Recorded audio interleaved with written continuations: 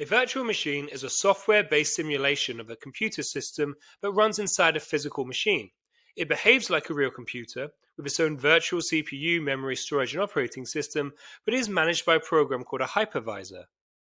A virtual machine can emulate a complete computer system, allowing multiple operating systems to run on a single physical device. For example, a virtual machine running Linux on Windows hardware. It enables safe testing, efficient hardware use, and isolation. That means if a virtual machine crashes, the physical computer is unaffected. However, it requires significant memory and processing power, and performance is slower than running on physical hardware. An example of using a virtual machine is when developers can use them to test software on different operating systems without needing separate physical computers. They can also emulate older operating systems to use outdated programs that no longer run on modern systems. They provide a safe environment for students or trainees to experiment with code without damaging the computer. Isolated virtual machines are used to observe malware and safely test anti-malware as they cannot affect the host system. Virtual machines are often used to run intermediate code.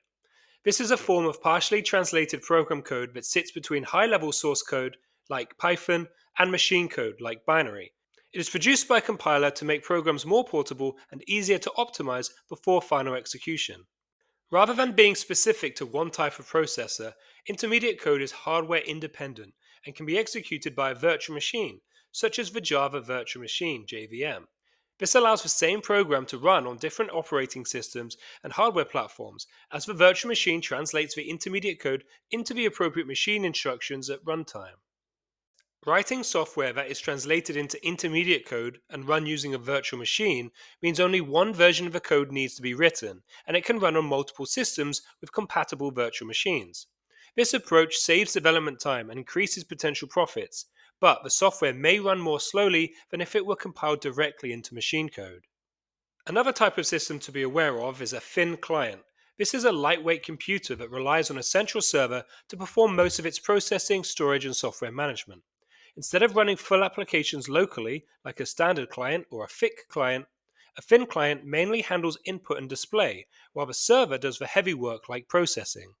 Thin clients can use virtual machines by connecting to virtual desktops hosted on a server.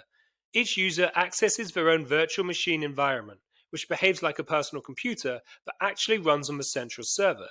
This setup allows for easier maintenance, improved security, and reduced hardware costs, since all major updates and data storage are managed centrally rather than on individual devices.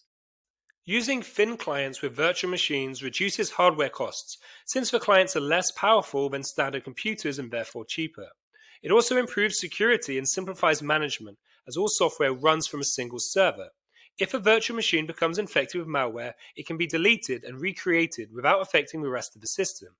Resources can be shared and allocated flexibly between clients and the server.